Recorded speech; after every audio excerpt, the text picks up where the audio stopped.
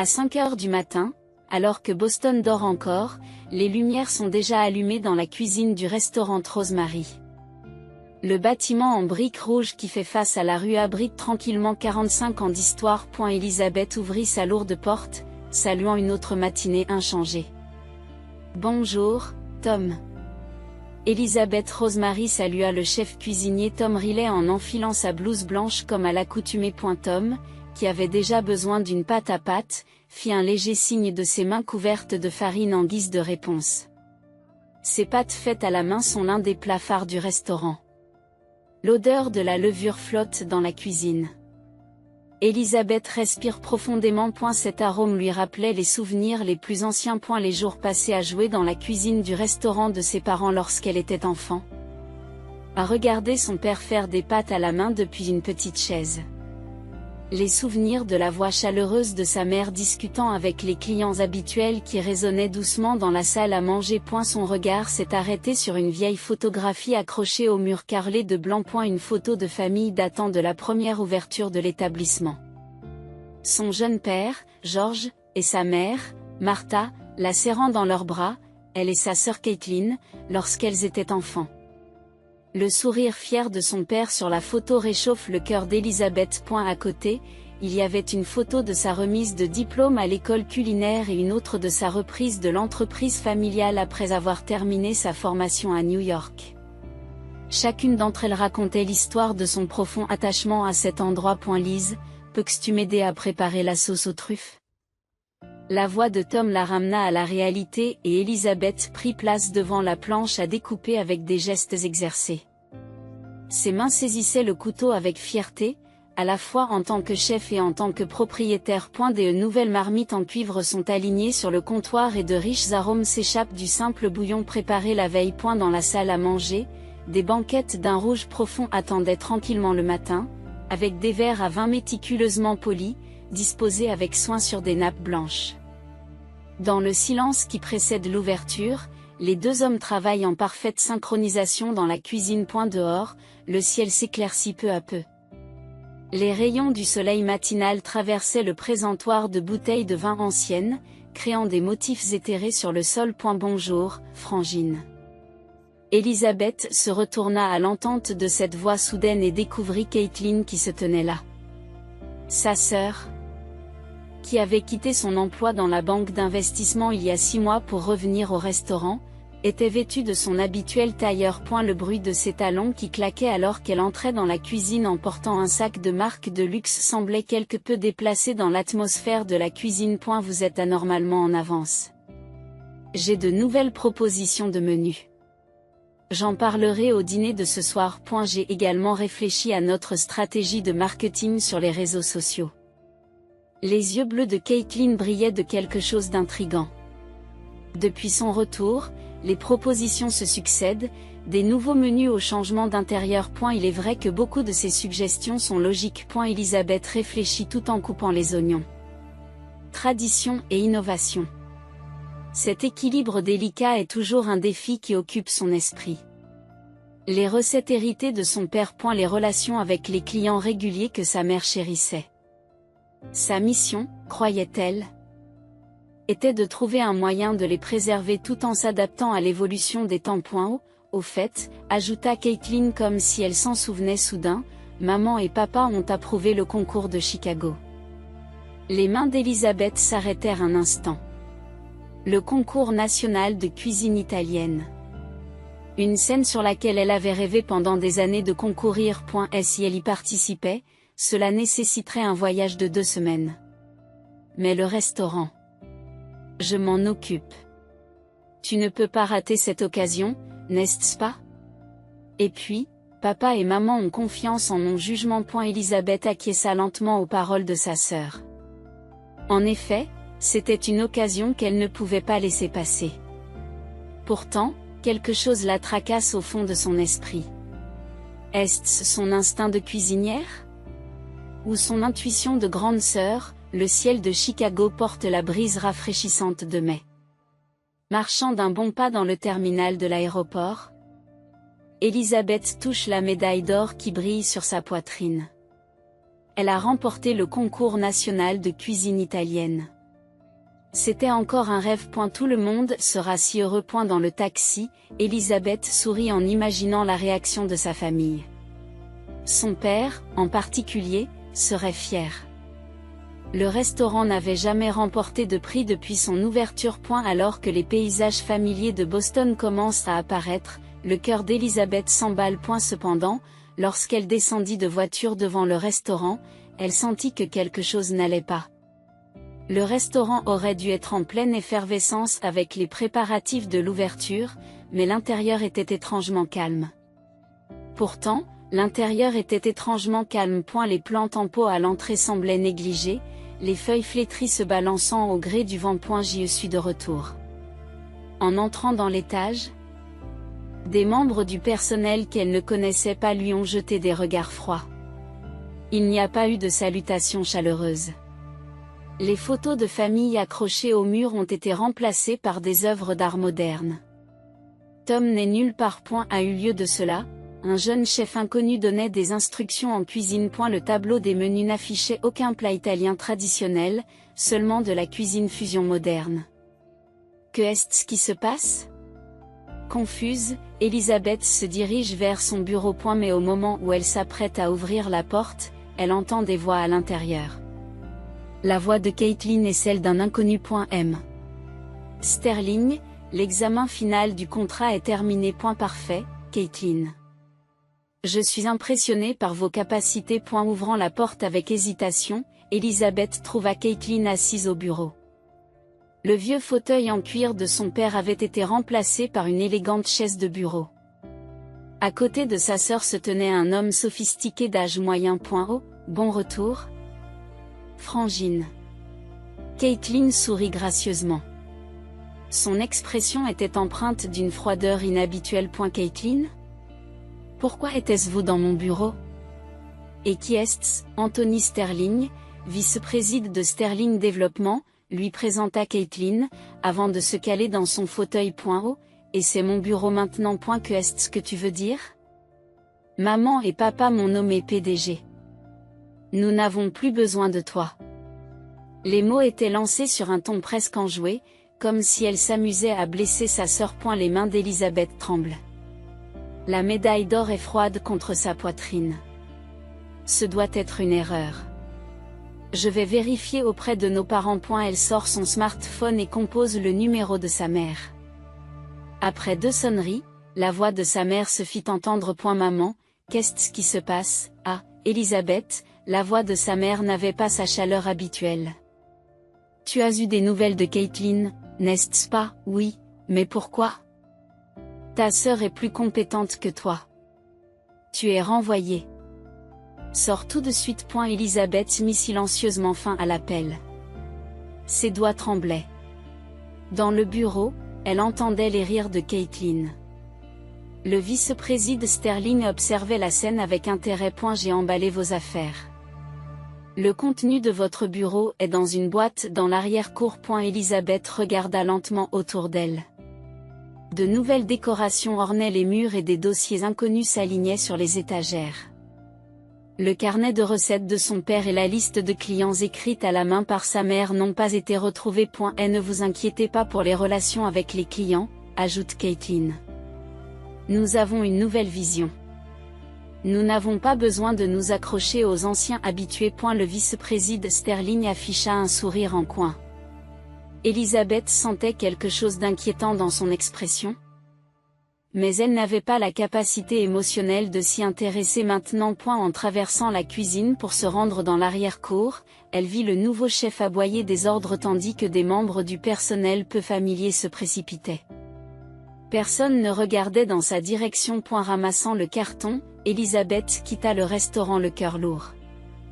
La lumière du soleil printanier semblait se moquer de sa douleur par son éclat. De l'autre côté de la rue se tenait Maria Conti.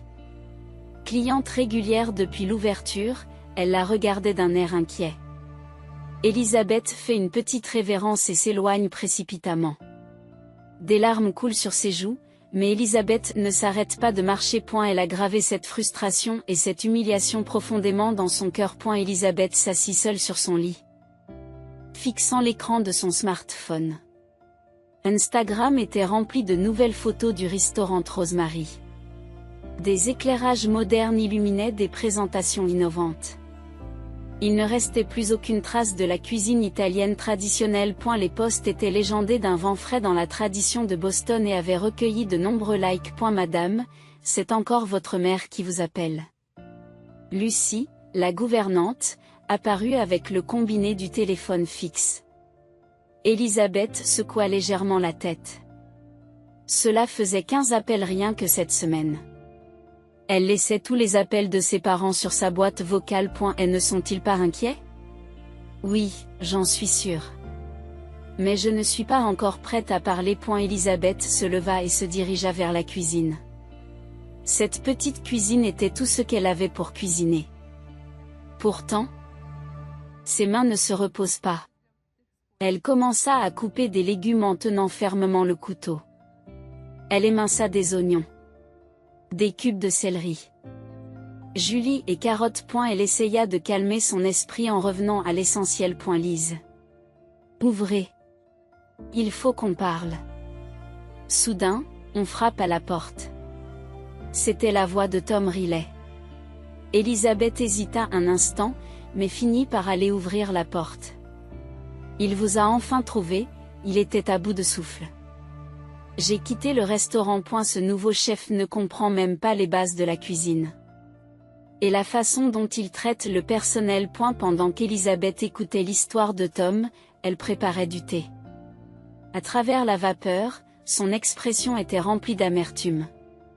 Les clients habituels s'en vont les uns après les autres. Même Maria Conti a déclaré qu'elle se rendait dans un autre restaurant pour la première fois en 40 ans. Je vois. La voix d'Elisabeth tremble légèrement. Mais tu sais, Tom s'est penché en avant. Il se passe quelque chose d'étrange. Les voitures de Sterling Développement sont garées devant le restaurant presque tous les jours. Et Tony, de la boulangerie d'Accent Grave Côté, dit qu'ils ont reçu des offres de rachat à prix élevés pour tout le quartier. Les mains d'Elisabeth s'arrêtèrent. Quelque chose commençait à se connecter dans son esprit. À ce moment-là, son smartphone a vibré. Un message d'un numéro inconnu. L'expéditeur était A.M. Conti. Elisabeth, il faut que je te voie. J'ai une information importante. Pourrais-tu venir chez moi ce soir, au crépuscule? Elisabeth se trouve devant un vieux manoir de Bécon. Maria Conti l'accueille avec son élégance habituelle. Laissez-moi préparer du thé. J'ai quelque chose à vous montrer. Maria sort un dossier d'avertissement. Il s'agit de documents issus d'un plan de réaménagement datant d'il y a 40 ans. À l'époque, un grand promoteur visait aussi notre quartier. Mais le projet est tombé à l'eau grâce à l'ordonnance sur la protection des bâtiments historiques. Elisabeth a parcouru les documents. Les similitudes avec la situation actuelle sont frappantes. Sterling Développement a l'intention de transformer toute cette zone en condominium de luxe. C'est ce que m'a dit mon contact au sein du conseil de développement de la ville. Maria a révélé des informations encore plus choquantes. Votre sœur est leur agent. On a dû lui promettre une énorme récompense en échange de la vente du restaurant. Les pièces du puzzle se mettent en place dans l'esprit d'Elisabeth. Le changement soudain de PDG. Les changements spectaculaires de l'intérieur. La rupture des liens avec les clients habituels. Tout cela faisait partie du plan. Ce soir-là, de retour dans son appartement, Elisabeth s'installe devant son ordinateur. Elle fait des recherches jusque tard dans la nuit sur l'histoire de la région. Les ordonnances de protection des bâtiments et les plans de réaménagement antérieurs. Quelques jours plus tard, Elisabeth a assisté à une réunion de propriétaires d'entreprises locales. Tony, de la boulangerie, Sarah, du magasin de fruits et légumes, Marcus, de la librairie d'occasion. Tous partagent les mêmes préoccupations. Nos magasins ne sont pas de simples entreprises. Elisabeth se lève et prend la parole. Ils sont le cœur de cette communauté. Des hochements de tête se font entendre dans la salle. L'ordonnance sur la protection des bâtiments historiques est toujours en vigueur. Nous devons trouver un moyen de nous battre. Et la voix d'Elisabeth était empreinte d'une nouvelle détermination. Mais cette détermination sera mise à l'épreuve plus tôt que prévu. Le lendemain matin, elle reçoit un appel urgent de Tom. Lise. C'est terrible. Caitlin a commencé à démolir la vieille cave à 20. Cette cave est reliée aux fondations du bâtiment. C'est, suivi d'écran. Les mains tremblantes d'Elisabeth dit au 3e étage de l'immeuble d'en face, elle voit bouger une silhouette familière. C'était Anthony Sterling. Et à ses côtés, Caitlin. Sa sœur, vêtue d'un costume coûteux, était en pleine conversation avec Sterling. Il se passait quelque chose qui ressemblait à des documents. Elisabeth but une gorgée de son cappuccino désormais tiède et se leva. Lise, viens vite. Tom se précipita, essoufflé. Il se passe quelque chose derrière le bâtiment. Ils se précipitèrent dans l'allée. Des ouvriers étaient en train de sortir des meubles et des installations par la porte arrière, y compris des pièces antiques qui avaient été conservées précieusement depuis l'ouverture. Ils préparent la vente, dit Elisabeth en se mordant la lèvre. Mais le contrat ne devrait pas encore être définitif. À ce moment-là, l'un des ouvriers fait tomber une grande boîte en bois. Un vieux cahier relié en cuir en tombe. Les yeux d'Elisabeth s'écarquillent. Le cahier de recettes de papa. Elle se dirigea instinctivement vers l'avant, mais Tom lui attrapa le bras pour l'en empêcher. Attendez, nous ne devrions pas bouger maintenant. Viens avec moi.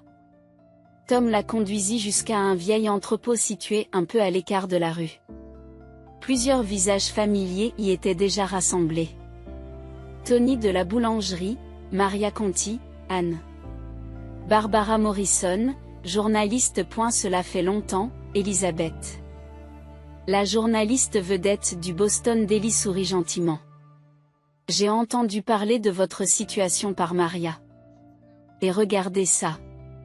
Barbara ouvre son ordinateur portable. L'écran affiche des documents internes de Sterling Développement. Ce plan de réaménagement a été préparé il y a 3 ans.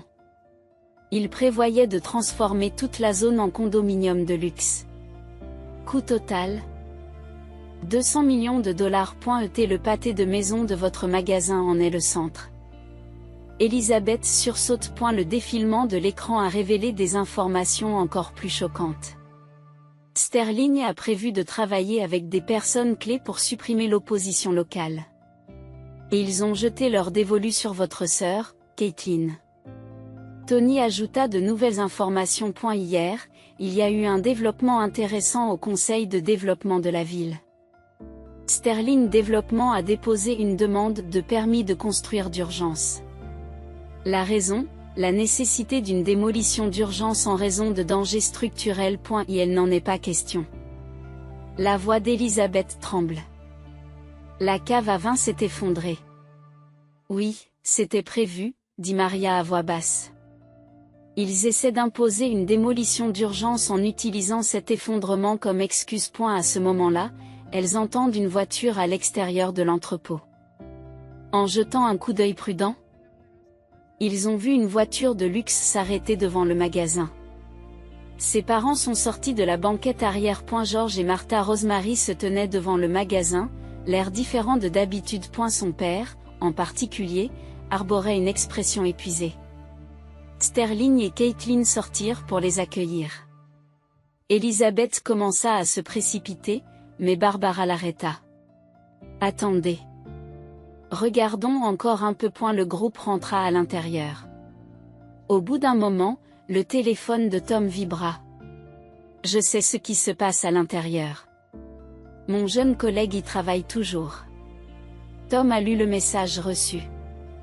J'ai assisté à la signature du contrat. Étaient présents les Rosemary, Sterling, Caitlin et 2 avocats. Prix de vente 20 millions de dollars. Paiement des parents 5 millions de dollars. La récompense de Caitlin s'élève à 2 millions de dollars. Les mains d'Elisabeth tremblent. L'histoire de la famille est sur le point d'être vendue pour seulement 20 millions de dollars. Mais ce n'est pas fini. Se lève Barbara. En fait, il y a encore une information cruciale. Elle sort de vieux dessins d'architecture. Votre restaurant a été conçu par l'architecte Alfred Lawrence dans les années 1920. Et la semaine dernière, la ville de Boston a secrètement décidé de désigner tous ces bâtiments comme monuments historiques. Votre magasin sera protégé. Cette désignation doit être annoncée lundi prochain. Sterling et les autres essaient de créer un fondu enchaîné avant cette date. Elizabeth respire profondément. Un plan se dessine dans son esprit. À l'intérieur de l'entrepôt, ils continuaient à élaborer leur stratégie de contre-attaque. Dehors, le ciel du soir se teintait de rouge. Soudain, ils entendirent un grand bruit à l'intérieur du magasin. Puis quelqu'un qui criait. « Papa !» Elizabeth cria instinctivement. Et la porte de l'entrepôt s'ouvre. Son père se tenait là, le visage pâle. « Elizabeth ! Aide-moi !» Dans la main de George Rosemary se trouve une photographie jaunie. Elle immortalisait le moment où il se tenait fièrement devant le magasin, le jour de l'ouverture, alors qu'il était encore jeune. L'automne de Boston faisait dorer les feuilles d'érable. Dans une petite rue adjacente à Hanover Street, les lumières chaudes d'un petit restaurant brillent. Il s'appelle Casa Elizabeth. Bien que petit, avec seulement 40 places, il était devenu si populaire que les réservations pour les week-ends étaient prises 3 mois à l'avance. Elizabeth, les invités de la table 7 aimeraient rencontrer le chef. Jenny, l'hôtesse, jette un coup d'œil dans la cuisine. Elizabeth finit rapidement de dresser les pâtes et ajusta le col de sa blouse blanche de chef cuisinier. Oui, tout de suite. En entrant dans la salle à manger, elle rencontre un visage familier. C'était Maria Conti. À côté d'elle, un groupe de clients réguliers qui viennent depuis le jour de l'ouverture. Ce soir, la parmigiana de veau a exactement le même goût que la recette de votre père, dit Maria avec des yeux doux. Mais j'ai remarqué de nouvelles touches dans la sauce des pâtes. Merci, sourit Elizabeth. Je veux préserver la tradition tout en évoluant petit à petit. À l'extérieur de la fenêtre, le vieux bâtiment du restaurant Rosemary projette des ombres dans le crépuscule. Ayant reçu le statut de monument historique, le bâtiment sera préservé. Cependant, l'intérieur restait vide. Beaucoup de choses ont changé depuis ce jour. L'article de Barbara Morrison, publié en première page du Boston Daily, a fait grand bruit. La vérité sur le complot visant à détruire un restaurant historique, la conspiration des promoteurs et la trahison de la famille. L'article détaillait les manipulations illégales de Sterling Development et la destruction planifiée du bâtiment. On dit que son père George a tremblé en lisant cet article. Que est-ce que j'essayais de protéger ? Ces aveux ont révélé des faits encore plus choquants. Sterling avait commencé ses manipulations il y a 3 ans, anticipant les difficultés financières du restaurant. Le fait même d'approcher Caitlin faisait partie de leur plan. Les parents de Caitlin vivent désormais dans une petite maison en banlieue. Bien qu'ils aient du mal à rembourser leurs dettes, Elizabeth leur rend visite tous les dimanches, apportant des plats faits maison. « Ma fille, je suis vraiment désolée. »« Non, papa. Nous avons encore beaucoup de temps devant nous. » Martha, sa mère, n'est plus aussi sociable qu'avant. Cependant, elle rend parfois visite à Casa Elizabeth et se souvient du bon vieux temps. À l'époque, on avait du mal à tenir un couteau correctement. Oui, mais tu n'as jamais renoncé à m'apprendre, maman. Tom Riley reste le bras droit d'Elizabeth. Le nouveau restaurant met également l'accent sur la formation de jeunes chefs. Lise. Regarde. Le risotto de Jimmy s'est vraiment amélioré. Oui. Je suis si heureuse de voir sa progression. 1 an après son ouverture, la Casa Elizabeth commençait à construire sa propre tradition. Dans un coin du restaurant, il y a une petite section de photos. Le restaurant Rosemary original le jour de l'ouverture. Ses parents souriant. Des photos d'enfance des sœurs. Et une photo de groupe avec tout le nouveau personnel du restaurant. Le passé et le présent se mélangent doucement. Le dernier contact de Caitlin était une carte postale de Paris. Ma sœur, j'avais tort. Mais je crois que vous pouvez créer une nouvelle tradition. Me pardonnerez-vous un jour ? Elisabeth avait placé cette carte dans un coin du rayon photo. Après l'échec du plan de réaménagement, Sterling Développement a subi un coup dur. Anthony Sterling a été contraint de démissionner et la réputation de l'entreprise a été détruite. Cependant, cet incident a eu un effet bénéfique inattendu. L'unité du quartier s'est renforcée comme jamais auparavant. Tony, de la boulangerie, prépare une gébada spéciale pour le restaurant d'Elisabeth. Sarah, du magasin de fruits et légumes, a passé des contrats avec des agriculteurs biologiques locaux pour obtenir les meilleurs légumes. Marcus, de la librairie d'occasion, sélectionne avec soin chaque livre de cuisine italienne ancienne qui garnit les étagères du restaurant. Les liens de cette communauté sont notre véritable trésor. Les clients habituels acquiescent silencieusement aux paroles de Maria Conti. Elisabeth passe en revue le restaurant plein à craquer. Les familles prennent leur repas à table tandis que les clients habituels se détendent au comptoir. Des bruits et des arômes agréables s'échappent de la cuisine. Merci d'être venu ce soir. Après la fermeture, alors qu'elle raccompagnait les derniers clients, Elisabeth leva les yeux vers le ciel nocturne. Les étoiles scintillent doucement. Le lendemain matin. Comme d'habitude, à 5 heures du matin, Elisabeth déverrouille la porte du restaurant. En attendant l'arrivée des ingrédients frais, elle commence ses préparatifs. Elle sent un poids sûr dans ses mains lorsqu'elle tient son couteau. C'était la confiance inébranlable de quelqu'un qui bâtit une nouvelle tradition. Dehors, le soleil matinal commençait à illuminer le vieux paysage urbain, annonçant le début d'une nouvelle journée.